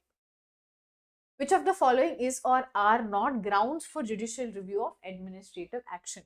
ये तो काफी क्लियर है। अगर इलीगैलिटी है, इरेशनैलिटी है, प्रोपोर्शनैलिटी नहीं है, ये सब ग्राउंड्स हैं for administrative action. Public opinion कोई ग्राउंड नहीं बनता है, हमें फाइंड आउट करना है नॉट ग्राउंड्स।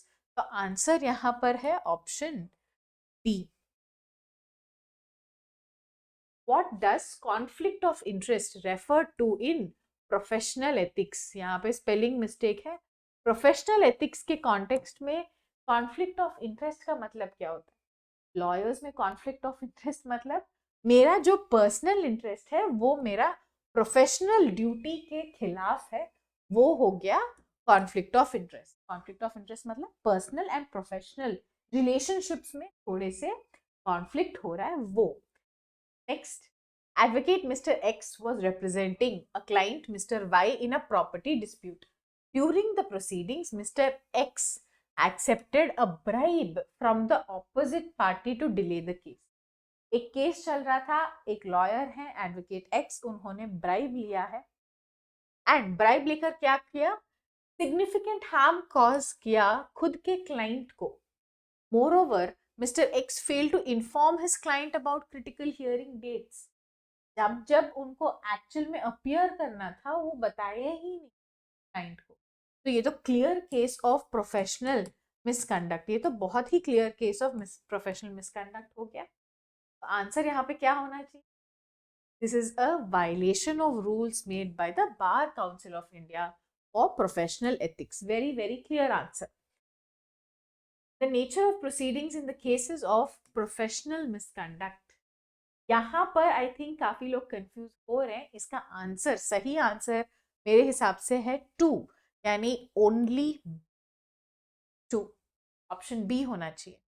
क्योंकि ना not just in lawyers, ICAI आपको पता होगा, जो चार्टर्ड अकाउंटेंट्स का इंस्टीट्यूट होता है या मेडिकल काउंसिल, जहाँ जहाँ पर भी प्रोफेशनल्स को रेगुलेट करते हैं वहां पे ये डिसिप्लिनरी प्रोसीडिंग्स का कॉन्सेप्ट चलता है। हम हमेशा सारे ही डिसिप्लिनरी प्रोसीडिंग्स में ये कहते हैं कि वो नाइदर सिविल होते हैं नॉर क्रिमिनल, क्योंकि सिविल लॉ से थोड़ा सा ज्यादा प्रूफ वो मांगते हैं, पर क्रिमिनल लॉ जितना प्रूफ वो बर्डन ऑफ प्रूफ नहीं मांगते। तो इसीलिए हम कहते हैं कि डिसिप्लिनरी प्रोसीडिंग्स, सारे डिसिप्लिनरी प्रोसीडिंग्स अपने आप में अलग होते हैं, इसीलिए उनको नाइदर सिविल नॉर क्रिमिनल कहना चाहिए। आंसर मेरे हिसाब से ऑप्शन बी होना चाहिए, सेक्शन नहीं, क्वेश्चन 68 का। Question 69, appropriate procedural safeguards help reduce threats to objectivity and counter any perception of possible bias. Which of the following is or are not a procedural safeguard? वो बस ये पहले ये बता रहे हैं कि प्रोसीजरल सेफगार्ड होना चाहिए ताकि हम इंश्योर करें कि किसी को कोई बायसनेस ना लगे, कोई पक्षपात किसी को ना लगे। ठीक है, ये बात तो सही है, हाँ पक्षपात नहीं लगना चाहिए। अब ये पूछ रहे हैं विच ऑफ द फॉलोइंग इज और आर नॉट प्रोसीजरल सेफगार्ड, यानी कि प्रोसीजरल सेफगार्ड क्या नहीं है ये आइडेंटिफाई।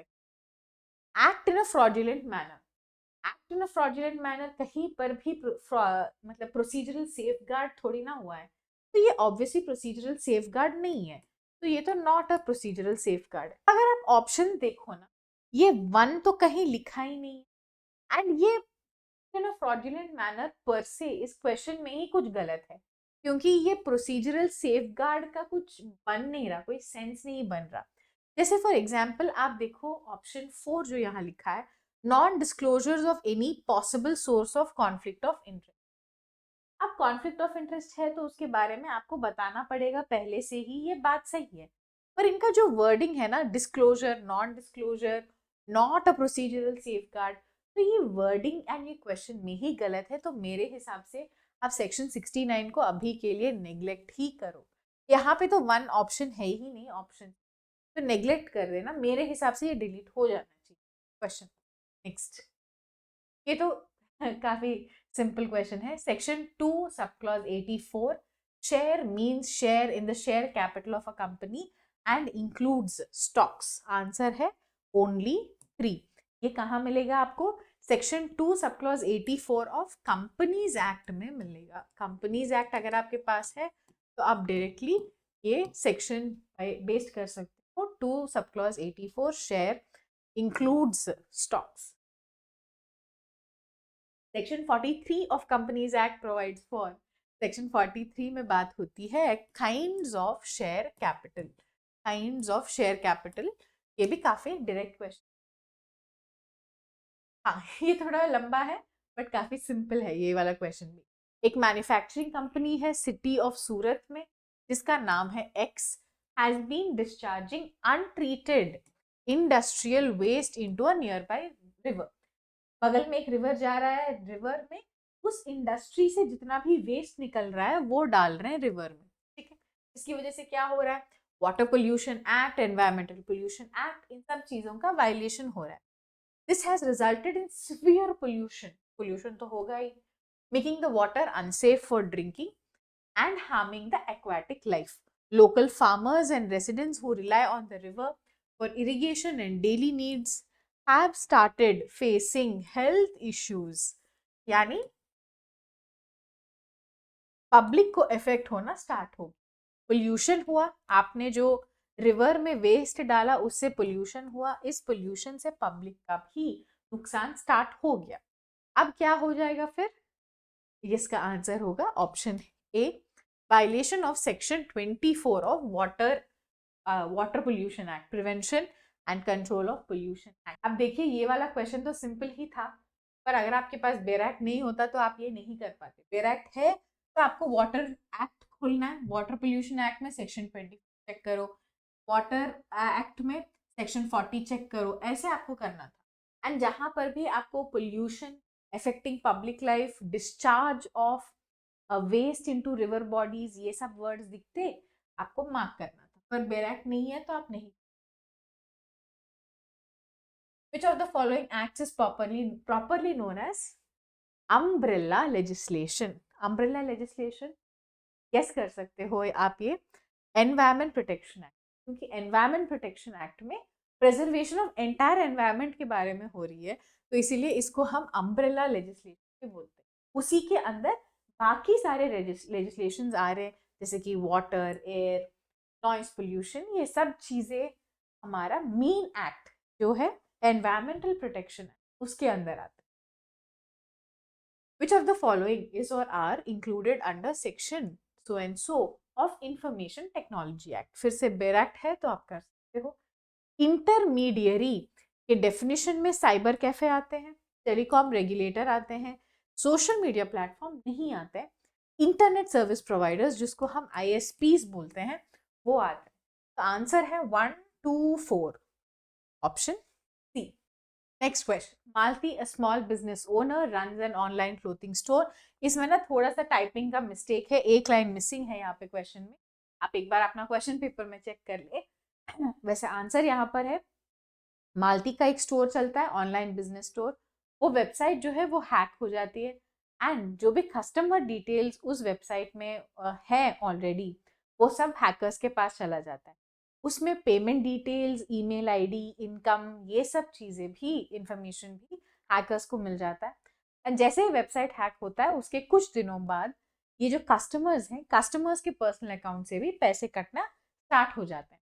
तो ये तो clear case of cyber fraud है। आप कहाँ जाओगे? अपना इंफॉर्मेशन टेक्नोलॉजी एक्ट में तो जाएंगे। पर अब बात क्या है कि हमें आइडेंटिफाई करना है कि कौन सा करेक्ट सेक्शन है।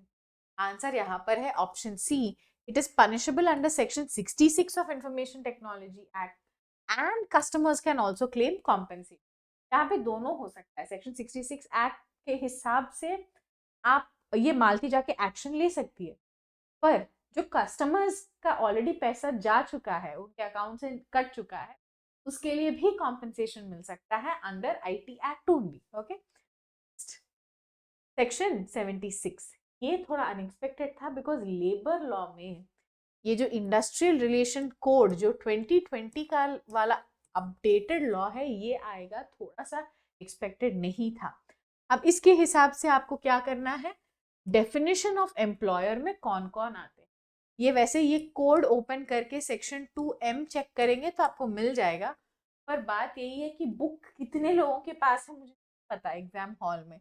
अगर आपके पास वो नए वाले लॉज हैं, लेबर लॉ का बुक जो आप खरीदे हैं, उसमें अगर नए वाले लेबर लॉज इंक्लूडेड हैं तो ही आप ये कर पाते। इसका आंसर होगा occupier, contractor, manager, managing director of factory not included. तो 1, 2, 3 आर करेक्ट। ऑप्शन डी आपका सही हो। नेक्स्ट, ये हाँ, ये भी अनएक्सपेक्टेड था। Which of the following legislations has been included under the social security code of 2020 का फिर से पूछे। सोशल सिक्योरिटी कोड में तो चारों को मिला के उन्होंने नया कानून बनाया, तो आंसर है ऑल। अब तो चारों को मिला के सब्ज्यूम करके उन्होंने नया कानून बनाया। Dash have not been set up under the provisions of Industrial Disputes Act for adjudication of industrial disputes in an organization. Of course, environmental tribunals जो है वो थोड़ी ना इंडस्ट्रियल केसेस के लिए बने हैं। इसमें आंसर नहीं भी पता हो तो एलिमिनेशन मेथड से आप एनवायरमेंट ट्राइब्यूनल को यहाँ पे मार्क कर सकते। हाँ, ये काफी मुझे अच्छा लगा ये। XYZ Textiles Limited, a manufacturing company, recently terminated 4 workers without providing any compensation. तो एक टेक्सटाइल फैक्ट्री ने 4 लोगों को निकाल दिया काम से, कोई कॉम्पेंसेशन नहीं दिया। पर उनको क्यों निकाला गया?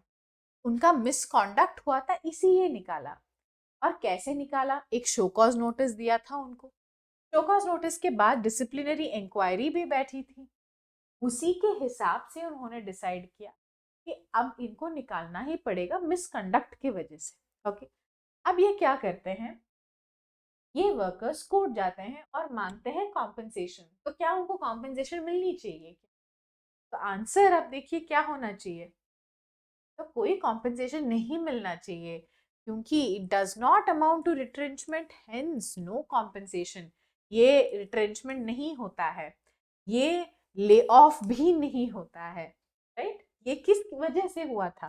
ये तो मिसकॉन्डक्ट ऑफ द वर्कर्स के वजह से हुआ था। जब वर्कर के मिसकॉन्डक्ट की वजह से होता है एंड मिसकॉन्डक्ट के बाद प्रॉपर प्रोसीजर फॉलो किए हैं, शो कॉज नोटिस हुआ है, डिसिप्लिनरी कमिटी बैठी है, उसके बाद रिकमेंडेशंस आए हैं, उसके हिसाब से हमने डिसाइड किया ना।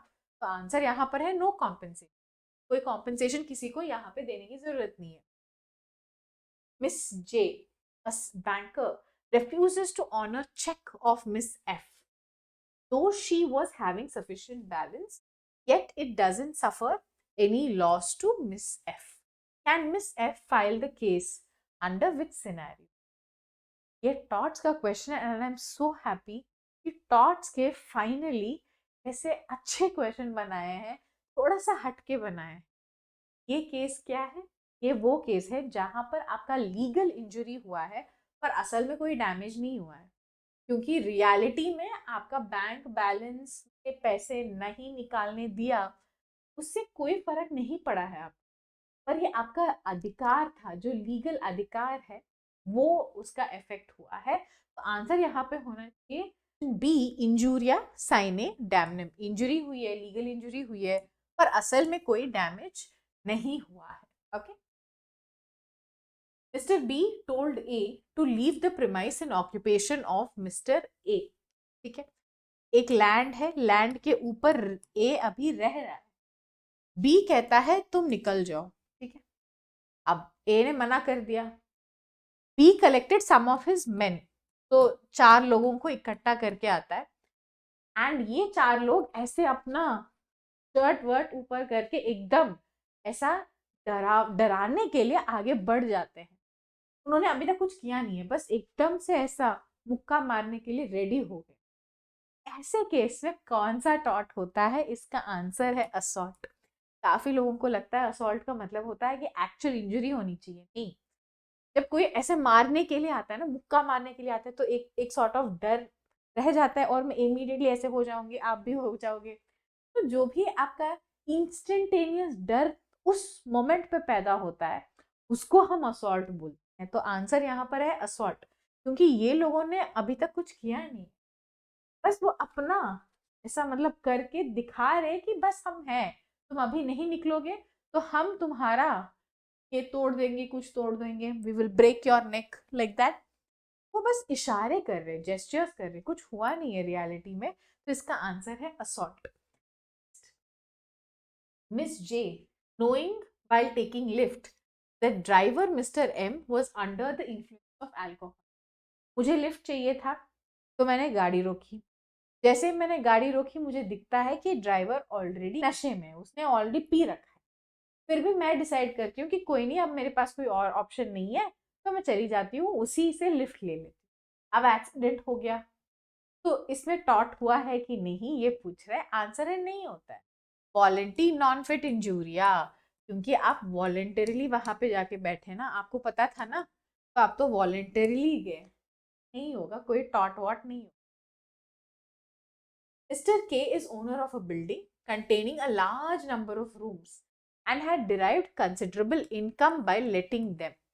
एक के है, ठीक है, के पास एक बिल्डिंग है, बिल्डिंग में बहुत सारे ऐसे कमरे हैं जो ये होटल की तरह चलाते हैं। ठीक है, गेस्ट हाउस चलाते हैं मान लीजिए, और उससे पैसे भी कमाते। इनके बगल में अब एक और बंदा आ गया, वाई। अब वाई ने यहाँ पर मिल चलाया, कॉटन का मिल चलाना स्टार्ट कर दिया।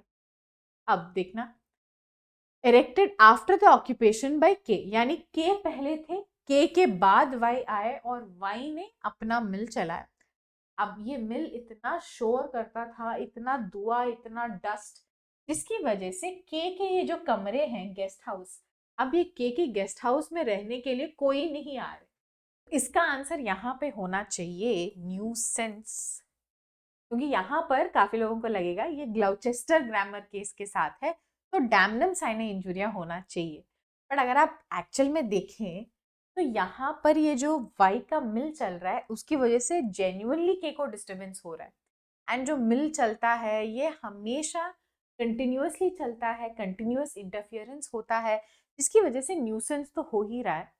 अब देखिए, मेरे हिसाब से 90-95% चांस तो यही है कि न्यूसेंस ही होगा। 5% चांस हो सकता है कि की में डैमनम साइने इंजुरिया दे दे, बट 90-95% सी ही है आंसर, न्यूसेंस ही है answer. Next, there was a collision between 2 buses, 2 buses चल रही हैं, उन बीच में कोलिजन हुआ है, टकरार हुई है। One owned by the government and the other owned by the private bus. ठीक है, एक गवर्नमेंट बस थी, एक प्राइवेट बस थी, कोई फर्क नहीं पड़ता। Where in private bus was coming from wrong side, private bus wrong side से आ रही थी, government bus was coming rashly, और गवर्नमेंट वाला बस जो था वो ड्राइवर काफी रैशली चला रहा था, neither slowing down his bus after seeing the other। ना प्राइवेट वाले ने ध्यान रखा, ना गवर्नमेंट वाले बस वालों ने ध्यान रखा, तो इसका आंसर होता है कॉन्ट्रीब्यूटरी नेग्लिजेंस। ये तो बेस्ट केस सिनेरियो है कॉन्ट्रीब्यूटरी नेग्लिजेंस को एक्सप्लेन करने के लिए, क्योंकि दोनों तरफ से जब भी आप गलत हो उसी को हम कॉन्ट्रीब्यूटरी नेग्लिजेंस बोलते हैं। चल, टर्म इनकम, ये तो चलो एक्सपेक्टेड क्वेश्चन ही था, to sub clause 24 of income tax act. इसलिए मैंने कहा था लास्ट मोमेंट पे ना बुक खरीदने की कोई पॉइंट नहीं है। टैक्स का बुक आएगा तो आएगा, बेसिक क्वेश्चंस नहीं आए तो नहीं आए, उससे ज्यादा कुछ नहीं कर सकते टैक्स के रिलेशन। तो आंसर तो 85 का ए है। नेक्स्ट, हाँ, this is an interesting question in fact. X deposits 65,000 in term deposit of 5 years with the post office to avail tax deduction under ATC. हाँ, पोस्ट ऑफिस सेविंग स्कीम में अगर आप invest करते हैं तो सेक्शन 80C के हिसाब से आपको डिडक्शन तो मिलता है इनकम टैक्स जनरल, जो हम सब लोग इनकम टैक्स भरते हैं उसमें। अब assuming X does not opt for concessional tax regime section so and so of Income Tax Act, on the basis of the above problem select the correct option। पर यहाँ पर उन्होंने कुछ गलत थोड़ी ना किया है।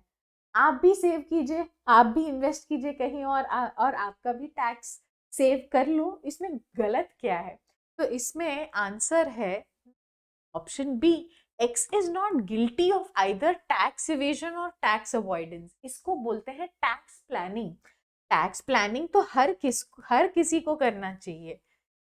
टैक्स इवेजन गलत है, टैक्स अवॉइडेंस गलत है, पर टैक्स प्लानिंग वो भी जो गवर्नमेंट खुद दे रही है कि सेक्शन 80C में इस प्रकार के इन्वेस्टमेंट्स को हम आपके टैक्स से काट देंगे, आपका टैक्सेबल इनकम से काट देंगे, जो ऑप्शन है वो तो यूज करने में कोई दिक्कत नहीं है। तो आंसर यहाँ पर काफी क्लियर है, ऑप्शन बी।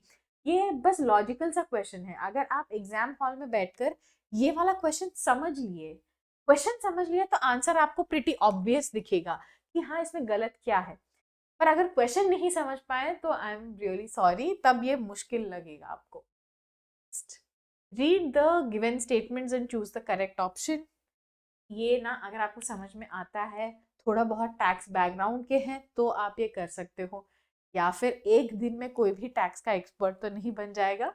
आंसर वैसे इसका आना चाहिए, बोथ आर करेक्ट। 87 का है ऑप्शन डी।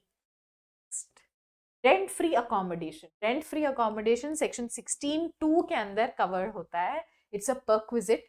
ये अगर आप सैलरीड एम्प्लॉयड है कहीं पर तो आपको ये पता होगा, क्योंकि सैलरीड एम्प्लॉयज जब एनुअल अपना इनकम टैक्स रिटर्न्स भरते हैं उसमें परक्विजिट्स एंड सेक्शन 16(2) के अंदर क्या अलाउड है क्या अलाउड नहीं है, इन सब का डिस्कशन होता रहता है। तो 88 का answer is option B. Next 89, ये भी काफी सिंपल है, काफी सिंपल क्वेश्चन आया है इससे। Agreement not enforceable by law is stated to be void under section 2G of contract act. आ ही गए हम एंड तक। ये concept of invalid guarantee, I was little scared, मुझे लगा पता नहीं स्टूडेंट्स मार्क कर पाएंगे कि नहीं, but I am very happy to see काफी स्टूडेंट्स समझ के अच्छे से मार्क किए हैं। सेक्शन 142 टू 144, जहाँ पे हम बात करते हैं अगर फ्रॉड कंसीलमेंट ऐसी चीजें होती हैं तो वो गारंटी जो होती है वो वॉइड हो जाती है, वो वैलिड हम मानते ही नहीं है। तो सेक्शन 142 टू 144 इज करेक्ट। हाँ, this is really I liked it because ये काफी प्रैक्टिकल क्वेश्चन है। एक रियल एस्टेट डेवलपर है ए, वो एंटर करते हैं एक कॉन्ट्रैक्ट विद बी, तो owner of a prime land, यानी कि एक बहुत ही अच्छा प्लॉट है, हाईवे प्लॉट एंड एकदम ऐसा सेंटर ऑफ द सिटी में है। वो किसको बिलोंग करती है? वो बी का है। अब ए है एक रियल एस्टेट डेवलपर जिसने एक डील किया है बी के साथ कि हम पहले आपको 50 लाख देंगे इन एडवांस, फिर उसके बाद 6 महीने के अंदर आपको 1 करोड़ रुपए देंगे एंड हम क्या करेंगे, सेल डीड कर लेंगे, आप ये वाला लैंड जो आपका है हमें सेल कर दीजिए, हम उसको डेवलप करेंगे। ठीक है, अब क्या हुआ, सेल डीड भी बना दिए। सेल डीड बनाने के बाद बी ने रिफ्यूज कर दिया, ये बोलते हुए she received a better offer from another buyer. ये कह रही थी कि मेरे पास किसी और का बेटर ऑफर है, वो तो मुझे 2.5 लाख, आप तो 1.5 करोड़ दे रहे हो, वो तो मुझे 2 करोड़ देने को रेडी हो गए, ऐसा कह के। तो अब क्या हो सकता है ये पूछ है।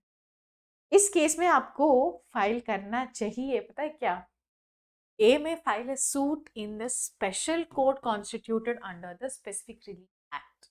ये मेरा आंसर है, क्योंकि आपका जो 2018 अमेंडमेंट हुआ था स्पेसिफिक रिलीफ एक्ट के में उसके बाद सेक्शन 20 कैपिटल बी के अंदर अगर स्टेट गवर्नमेंट चाहे तो स्पेशल कोर्ट लगाने का ऑप्शन दिया है।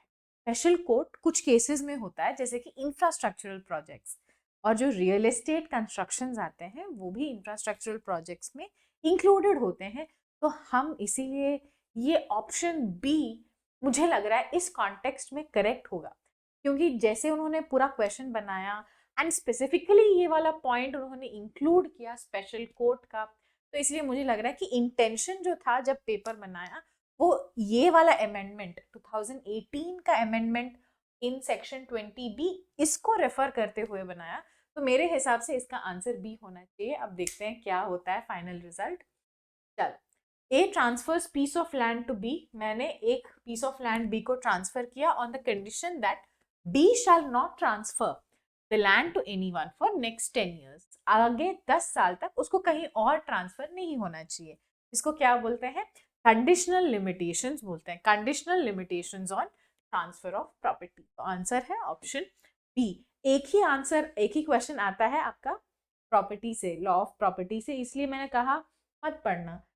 लॉजिकली आप क्वेश्चन से समझ के कर पा रहे हो तो कर लेना, वरना इसलिए मैंने मना किया कि प्रॉपर्टी लॉ पढ़ के मत जाना।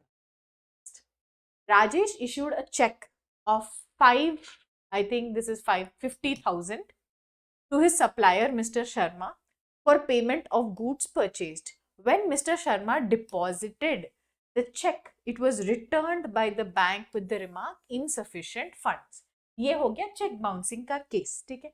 राजेश ने चेक दिया, पर जब वो दूसरा पार्टी राजेश का चेक जाके बैंक में जमा किया तो बैंक ने कहा इनसफिशिएंट फंड्स, है ना।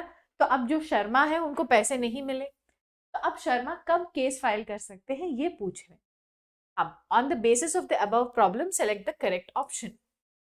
मेरे हिसाब से इस आंसर में भी थोड़ा सा कंफ्यूजन है। The closest answer, the best answer, the closest answer that you have to put for 93 मेरे हिसाब से इज बी, क्योंकि आंसर होता है 1 month from the dishonour of the cheque. But ये क्वेश्चन कंप्लीट नहीं है, क्योंकि मैंने, अगर आपको याद होगा, मैंने क्लासेस में बताया था, हम ऐसा नहीं होता है कि बैंक से इंटीमेशन आते ही मैं सीधा सीधा कंप्लेन फाइल कर। बैंक से इंटीमेशन आता है, फिर मुझे एक लीगल नोटिस सेंड करना पड़ता है, यानी शर्मा को अभी इस केस में राजेश को पहले एक लीगल नोटिस सेंड करना पड़ेगा, उस हिसाब से फिर आगे का प्रोसीजर स्टार्ट होता है। अब यहाँ पे इस क्वेश्चन के कॉन्टेक्स्ट में वो सारी चीजें मेंशन नहीं है, तो हम सीधा अज्यूम कर रहे हैं कि वो पूरा नोटिस का जो फेज था ना वो खत्म हो गया। हम ऐसे अज्यूम कर रहे हैं कि नोटिस भेज दिया, राजेश ने नोटिस रिसीव कर लिया, बट फिर भी पैसे नहीं दिए, तो उसके बाद शर्मा का एक्शन के बारे में हम बात कर रहे हैं। ऐसे हम अज्यूम करके आंसर यहाँ पे लगा रहे हैं ऑप्शन बी, 1 month के अंदर अंदर आपको कंप्लेंट फाइल करना है करके। तो आप देख लीजिए, अगर हो सकता है कि ऑब्जेक्शन रेज करना हो तो बाद में रेज कर सकते हैं, देख लेते हैं। Next, section 31 of specific relief act is related to, ये तो काफी सिंपल है, कैंसिलेशन ऑफ इंस्ट्रूमेंट्स 94 बी।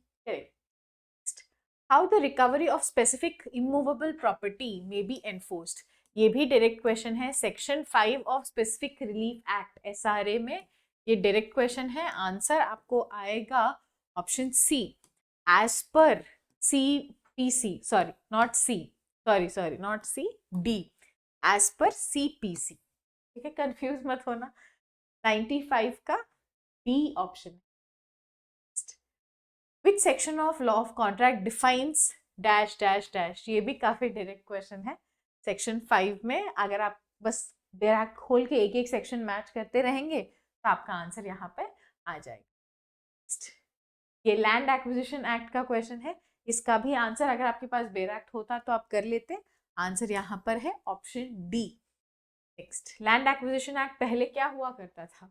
अब तो 2013 वाला एक्ट आ गया, बट पहले 1862 का था, सॉरी 1894 का था। तो 1894 अब क्या हो गया?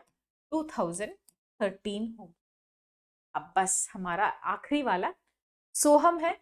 An independent software developer created a mobile app called fit light. अब एक और कॉम्पिटिटर है जिसने फिट लाइफ करके वाई के साथ उन्होंने सेम ऐप बनाया, एंड उसमें जो भी लोगो है, ऐप का कोड है, सब कुछ सेम है। तो क्या सोहम अब कोर्ट में जाके इंफ्रिंजमेंट के लिए फाइल कर सकता है क्या? आंसर है यस, ऑफ कोर्स कर सकता है। Under trademark law can Soham claim infringement for use of similar name and logo? Yes, if he can prove that the names are confusingly similar।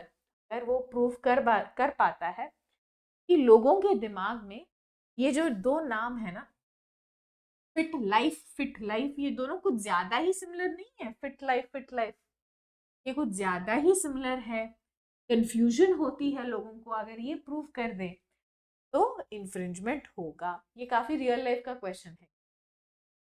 ये हमारा एक्सपेक्टेड क्वेश्चन था। Copyright का duration क्या होता है?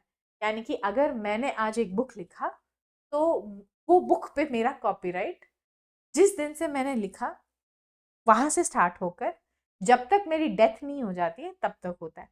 उसके बाद के भी 60 इयर्स तक उस बुक का कॉपीराइट मेरे पास ही होता है। तो आंसर है lifetime of author plus 60 years, option C.